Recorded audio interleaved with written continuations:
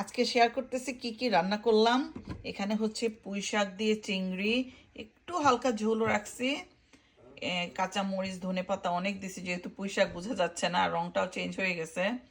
এই চিংড়ি মাছ, চিংড়ি দিয়ে পুঁই শাক, আর এখানে হচ্ছে সুস্বাদু মজাদার, উফ আমার তো জিভে পানি রাখতে পারতেছি না, টিকাই রাখতে পারতেছি না, কখন ভাত খাবো কাঁচামরিচ গলে ডলে।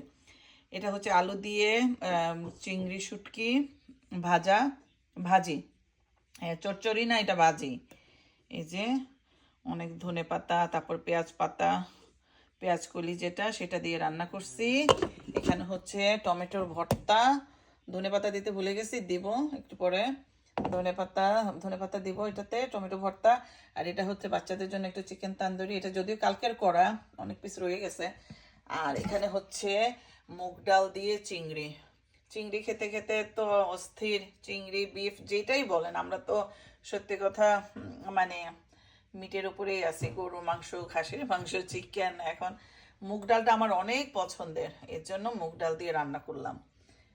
অনেক সুস্বাদু হয়েছে মুগ ডাল। আমি আরন্য আমি মাছের সাথেও খেতে ভালোবাসি, গরু মাংস, খাসি মাংস, চিকেন সব কিছুর সাথে আমার ভালো লাগে।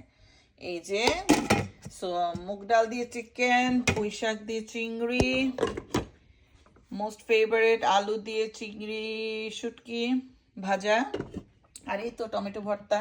এই তো, সবাই ভালো থাকবেন, খুদা হাফেজ।